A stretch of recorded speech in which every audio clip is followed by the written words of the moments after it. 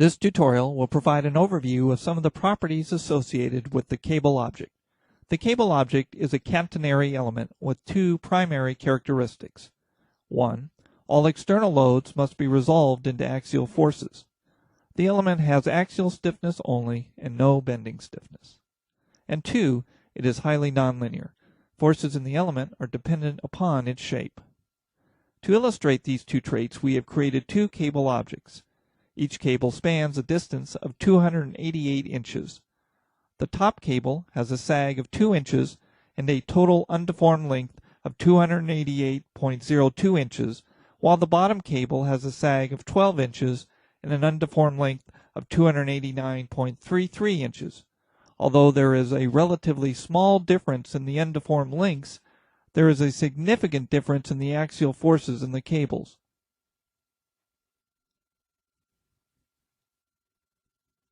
When subjected to self-weight, the cable in the top has an axial force of 1.47 kips, while the bottom cable has only 0.25 kips.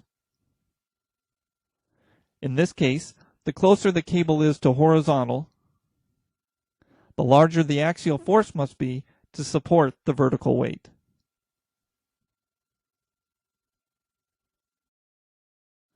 As just stated, cable shape has an enormous impact on cable forces, so it is important to accurately determine the drape.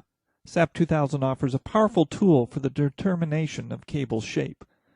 Selecting the cable, and then going to the Edit Lines, Edit Cable Geometry command brings up the cable geometry form.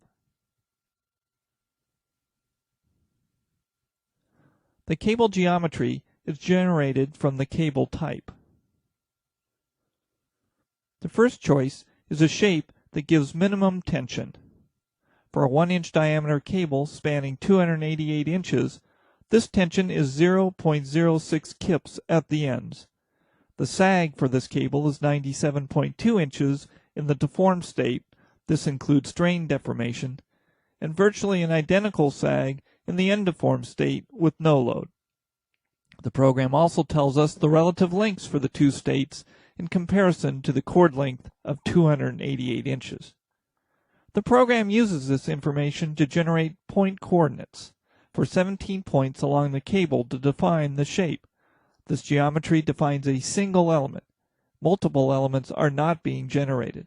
As a general rule, a single cable element is adequate to model each cable unless you wish to add concentrated loads or discretize mass along the cable for dynamics. The number of cable segments may be changed here. The next option allows for a shape based on a minimum tension at the other end.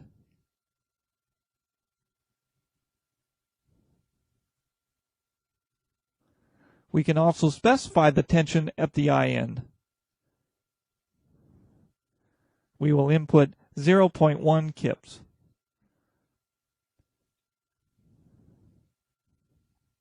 This changes the sag to 32.99 inches.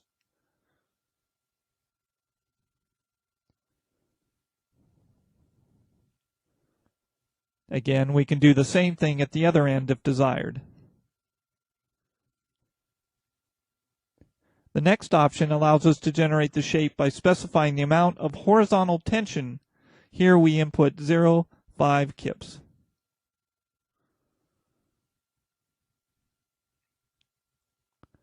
This amount is the horizontal component and results in a sag of 62.14 inches.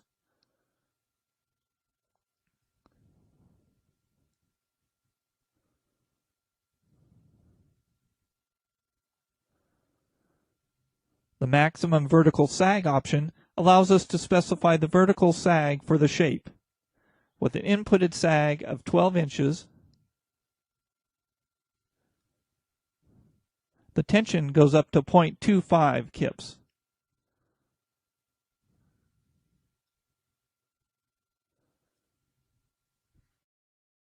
The next option allows for the specification of sag to be done from the lowest endpoint. We will input a sag of 12 inches below the lowest end.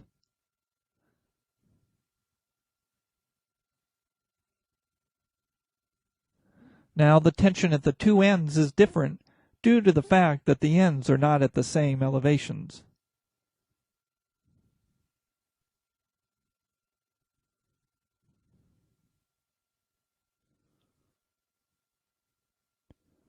This is the 12-inch sag that we specified. The next shape generation option is to create a shape based on the undeformed length.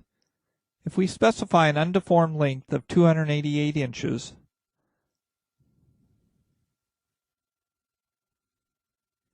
the sag in the deformed state drops to 1.47 inches and the tension force goes up to 2 kips.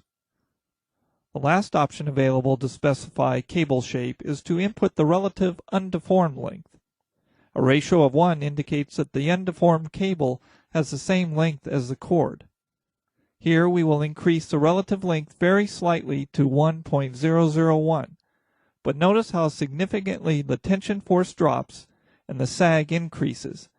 This shows how critical determining the correct shape is to the accuracy of the overall model. And just to reiterate, the only purpose of this form is to find the starting shape of the cable as shown in the coordinates table. It does not determine what forces will be in the cable. Now we will create a model using cable objects. It will be a guide tower 200 feet tall. The single mast tower is comprised of an 18-inch diameter pipe pinned at the base and guide with 3 cables at the midspan and at the top. The guys will have an area of 0.34 inches square with an initial target tension of 8.5 kips. The tower will be subjected to dead load and a wind load of 120 pounds per linear foot.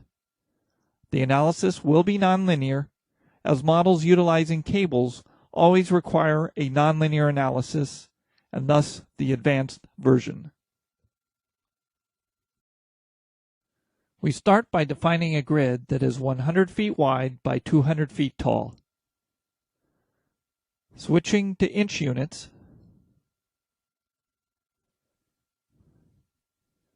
we will define the tower mast. Using the Define Frame Sections command, we will add a new pipe property called mast.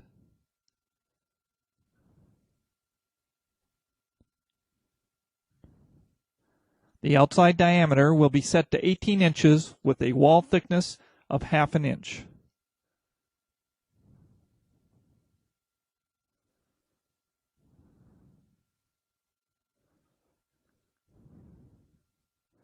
Next, we will define the cable sections.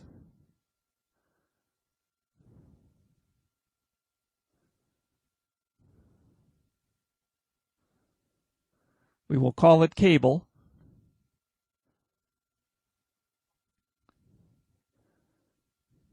With an area of 0.34 inches square.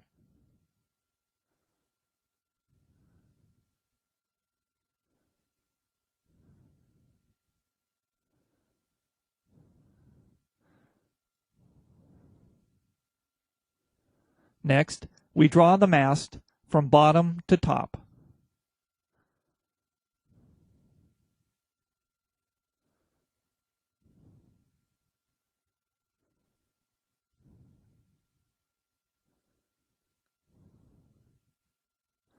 The pin support will be added to the base.